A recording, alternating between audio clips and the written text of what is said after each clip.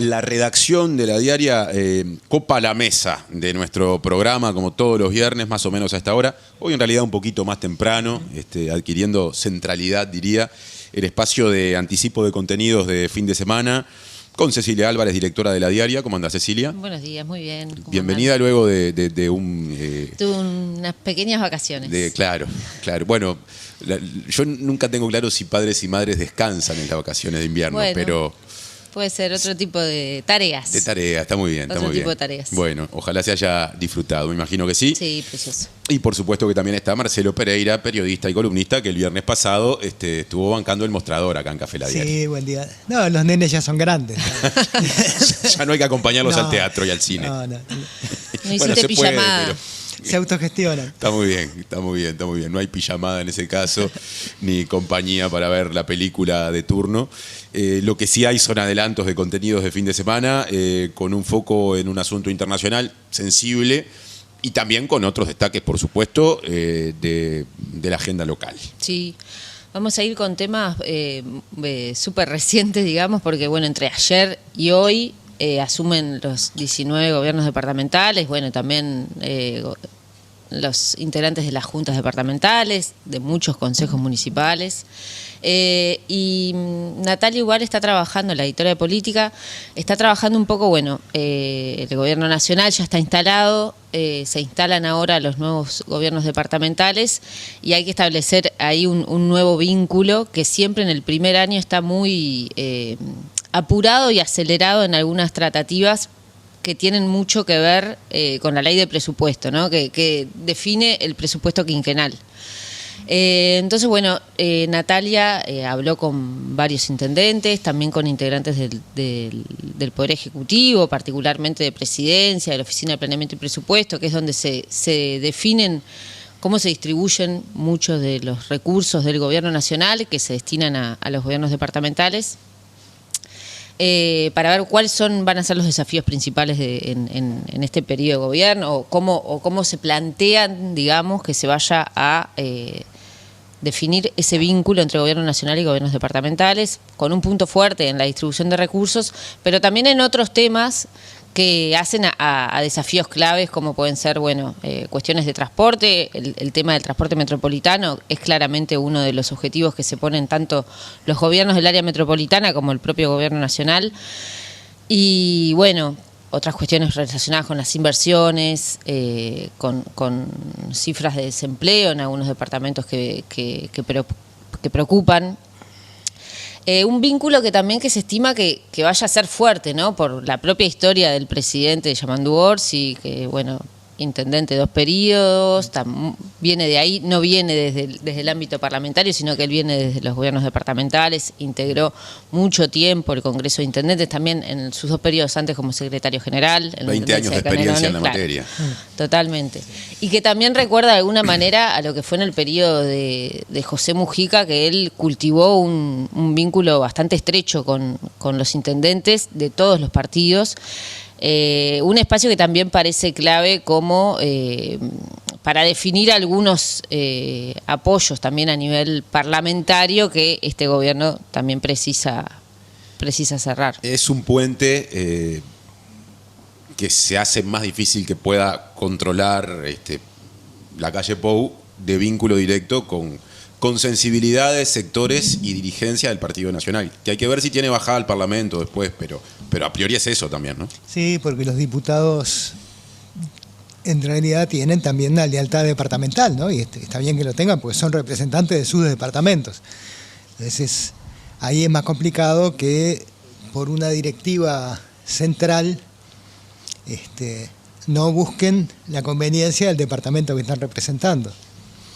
Sí, y bueno, y ahí, ya lo decía Cecilia, vamos a pasar ya a otros temas, pero hay un escenario de disputa por los recursos que tampoco van a dar para satisfacer a todo el mundo, porque todo el mundo los está reclamando muy fuerte. Hace poco la diaria publicaba palabras de Sebastián Andújar, diputado del Partido Nacional por Canelones, que fue candidato a intendente bajo el lema Coalición Republicana, que decía, ojo con que Canelones y Montevideo, incluso hablando de su departamento, no se terminen llevando en el presupuesto demasiados recursos, ¿no? Entonces, también ahí hay muchas tensiones que recién se están planteando y veremos cómo el gobierno en ese juego político complejo las resuelve o no, eventualmente. Sí, conversaciones que ya, un poco esto, ¿no? La ley del presupuesto, los tiempos que marca la ley del presupuesto, hicieron que las conversaciones ya arrancaran, ¿no? Que ya comenzaran.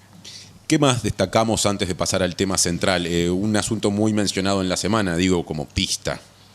Sí, otro tema que también tiene que ver con la semana son los ecos de lo que pasó el domingo pasado en el clásico Peñarol Nacional, lo que fue el operativo de seguridad. Vamos a meternos también con ese tema, desde el editor de Justicia, Pablo Méndez, se vinculó un poco, profundizando en la realidad de la seguridad en el deporte, con uno de los fiscales que más se ha especializado en el tema, también a nivel de los clubes, estableciendo cuáles son los vínculos que hay entre los clubes y las hinchadas también, que es parte, digamos, clave de lo que tiene que ver con el operativo de seguridad. Vamos a tener un acercamiento en ese tema. Y también vamos a tener otra nota, un trabajo de investigación con fuerte de la diaria Verifica, vinculado a los que algunos sectores y grupos más que se pueden decir liberales, ultraliberales, libertarios, ultraderecha, que comienzan a surgir en Uruguay, que a su vez atraen a algunos empresarios mediáticos que están instalándose en la región, que se presentan como medios de información y que en general, en muchos de los casos, en realidad lo que hacen es difundir desinformación. Así que también vamos a tener un abordaje de ese tema. Esas sensibilidades me llevan a pensar en Donald Trump, en el presidente estadounidense, y nos permiten bajar al tema más destacado, o a un tema al que en este espacio, adelantando contenidos de la diaria de fin de semana, le vamos a dar destaque, y es todo lo que está pasando entre Estados Unidos y Brasil. Sí, es una situación, yo diría, bien importante, porque marca que Trump da un paso más en esta, creo que lo definió bien Lula, ¿no? Este rol de emperador que se adjudica, porque él, vamos a hacer un poquito de memoria, él empieza en enero a manejar los aranceles para presionar por el tema de la política migratoria, ¿no? O sea, pues, una cosa es manejar el arancel en ese discurso que él tiene de, que se aprovechan de Estados Unidos, quiere nivelar terreno, muchas veces manejando también, porque él es un gran difusor de desinformación, manejando números que no lo saca, no se sabe de dónde, como está haciendo con Brasil ahora, hablando de que Brasil se aprovecha económicamente de Estados Unidos. Brasil tiene déficit en sus relaciones con Estados Unidos. Pero bueno, se presionó a Colombia diciéndole que no estaba política migratoria, si no aceptaban determinadas condiciones, él iba a ponerles aranceles extraordinarios, ya usándolo como un arma política. En abril, cuando arrancó con lo que él llamó el Día de Liberación, que anunció toda aquella lista también un poco disparatada, con territorios que ni siquiera eran países y una cantidad de cosas muy imprecisas, que después quedó por el camino de estar renegociando. Bueno, volvió a tener un tema de presión política, porque en ese momento Brasil, que es una república y tiene además una derecha nacionalista, apenas Trump habló de subirle los aranceles a los países, por unanimidad el Congreso brasileño aprobó esta ley de reciprocidad económica. Eso quiere decir que hubo sectores bolsonaristas todos que votaron a favor. Todos los sectores, la bancada Boi, Biblia y Bala, como dicen ellos, porque sí, además tienen Boi. O sea, ellos son ganaderos, ellos exportan. Entonces el tema de los aranceles les complica otras cosas. Pero, el buey sería, ¿no? Claro.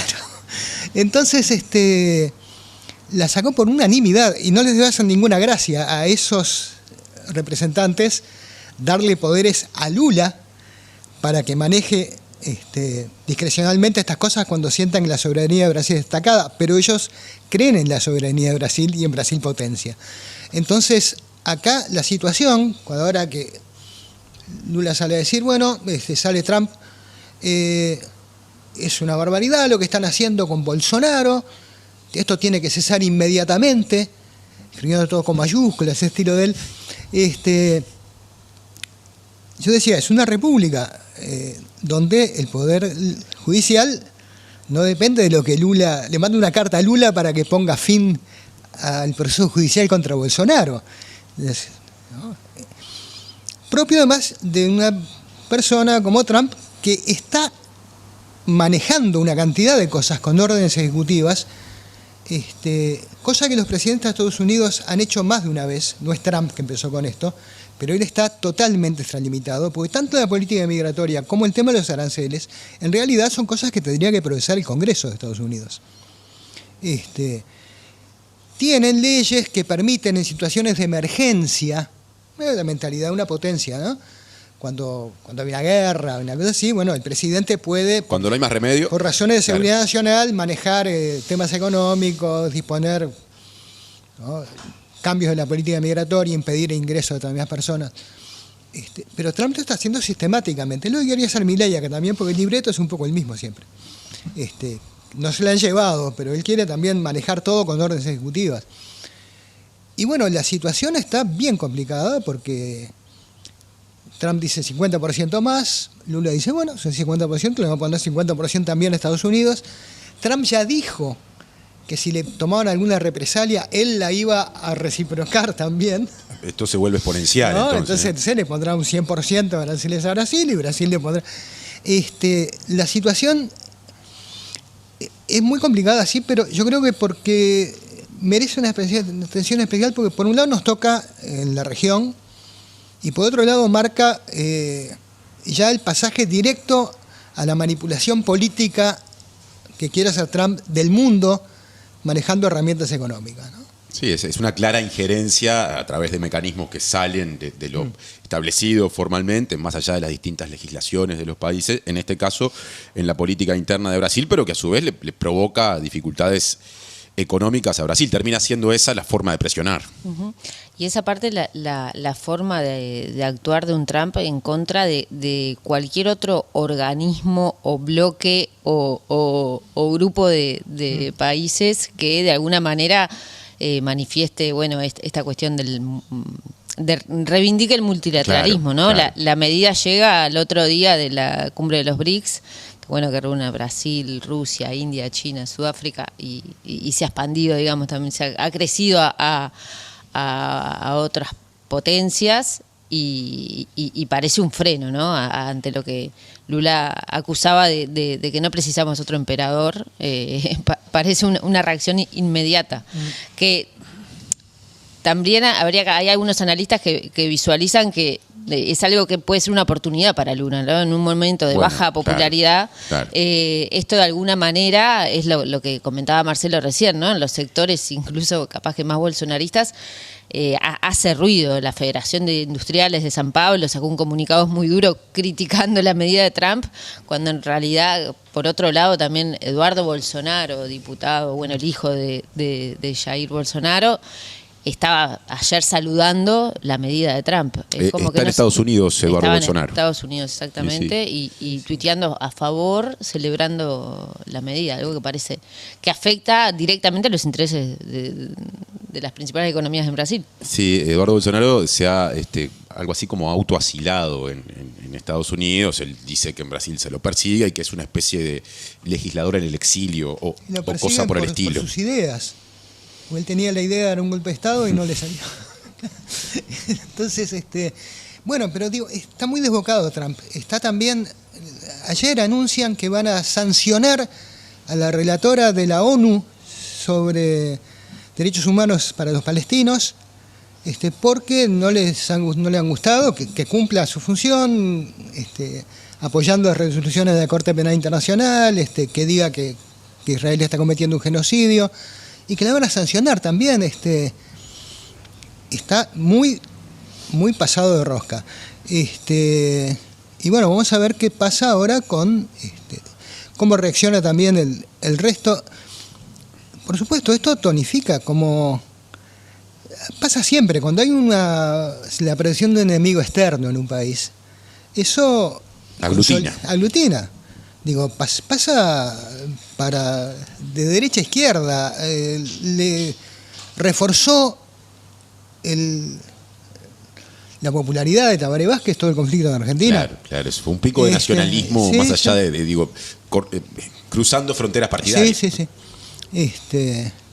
Y hay que ver también en el escenario internacional cómo se mueven en esto, los BRICS y el resto de América Latina, ¿no? Y para aportar algunos números con respecto a este tema, hay una nota publicada por La Diaria hace 2 días, el 9 de julio, que dice: Estados Unidos es el segundo socio comercial más importante de Brasil, únicamente superado por China. Abro paréntesis, China y Brasil están explorando hacer megaproyectos como una carretera que conecte, en buena medida por territorio brasileño, pero también más allá, el Atlántico con el Pacífico, con un puerto en costa brasileña y otro en costa peruana, ¿no? Y Estados Unidos, evidentemente, esas cosas también las sigue. Cierro ese paréntesis y continúo con la nota de La Diaria, que dice: en 2024 las exportaciones brasileñas al mercado estadounidense alcanzaron los 40.300 millones de dólares, mientras que las importaciones de productos fueron por 40.600 millones de dólares. Este resultado demuestra un déficit en la balanza comercial con Estados Unidos, en este caso para Brasil, aunque dadas las magnitudes, 40.300 millones y 40.600, se puede decir que son números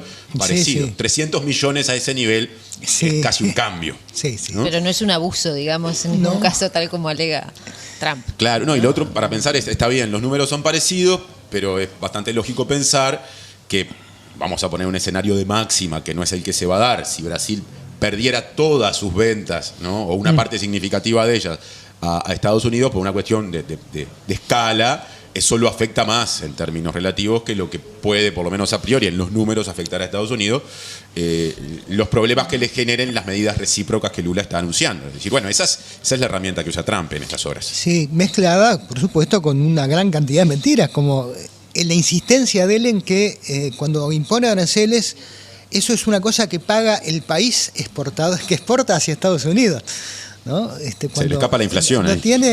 No, pero además lo que significa es que los productos brasileños van a costar más en Estados Unidos. Eso no va a ser una cosa.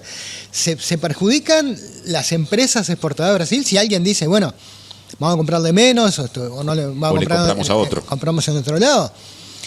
Cosa que no puede hacer, por ejemplo, con China, y tuvo que dar marcha atrás porque China, algunas de las cosas que le exporta a Estados Unidos no la puede comprar en ninguna otra parte.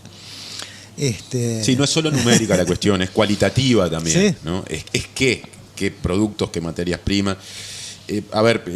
Es un asunto muy interesante para poder no solo seguir, sino profundizar con alguien que se dedica al análisis político de la realidad brasileña. Pero volviendo a lo que mencionaba Marcelo, de cómo esto puede ser un atajo de agresión directa a Brasil usado por el bolsonarismo, ya que Trump lo encabeza, pero también eventualmente costarle al bolsonarismo adentro, ¿no? Me imagino que incluso en el terreno de las derechas brasileñas, que desde la inhabilitación que ya pesa sobre Bolsonaro, tienen abierto un juego de sucesión para encabezar ese 50% del país. Lula le ganó por 2 millones de votos a Bolsonaro, lo que en Brasil es muy poco, que se ha radicalizado mucho en los últimos años. Ya no es el partido de la socialdemocracia brasileña que antes competía con el PT. Ahora son expresiones mucho más duras en la pelea en lo nacional. Y me imagino que en ese juego debe haber gente haciendo cálculos y tratando de diferenciarse de este alineamiento que los Bolsonaro tienen con Donald Trump. Claro. Yo digo, además, da para pensar qué diferencia con Argentina, ¿no? Porque no solamente porque el presidente de Argentina está en otra línea, sino también porque cómo en Argentina está faltando ese componente de ver el interés de Argentina en estas cosas. Milei está tratando de hacer, de plegarse todo lo que puede a estas condiciones de comercio que impone Trump, aunque las empresas argentinas se embromen. Y yo creo que en esto marca una diferencia con Brasil importante. Incluso la dictadura brasileña defendió determinados objetivos de desarrollo de Brasil no fue una dictadura aperturista como otras de la región, porque ellos sí hacen lo que decía, como Trump pone a Estados Unidos primero, bueno, ellos ponen a Brasil primero. Sí, yo recuerdo que algunos analistas hablaban de esto que ahora capaz que le pasa al bolsonarismo, cuando Bolsonaro gobernaba, y decían, bueno, él por un lado tiene una base de apoyo, su vicepresidente, Mourão, un general del ejército brasileño, pero no un militar que fue hasta sancionado como Bolsonaro, un tipo de peso con cierta formación que bueno, estaba asociado a una visión más nacionalista, pero su ministro de Hacienda, que era Paulo Guedes, era un hombre ultraliberal, ¿no? Sí. Y bueno, capaz que también eso en este momento, esas diferencias son las que terminan generando un panorama de cierto desgaste a la interna de todo ese movimiento brasileño político que no es del PT, ¿no? Lo que está hacia la derecha. Podemos redondear por acá la, digamos, columna de hoy o la participación de hoy. El resto vendrá con la edición de mañana, sea en la web o en el papel. Y bueno, nos encontramos por acá. Yo me voy a tomar unos días de licencia. Ahora lo voy a poner en palabras porque lo hemos ido deslizando sin decirlo. Así que la semana que viene en este lugar habrá otra persona. Estoy como la calle Pou, que decía el 29 y el 29. Habrá otra persona, ¿no? Que en un ratito la gente va a conocer y va a estar también, por supuesto, Rosalía Alonso y todo el equipo aguantando. Así que, por mi parte, hasta el reencuentro, que será en 3 semanas. Y en el caso de ustedes, hasta la semana que viene. Hasta la semana que viene entonces con la audiencia. Que lo disfrutes. Muchas gracias, muchas gracias.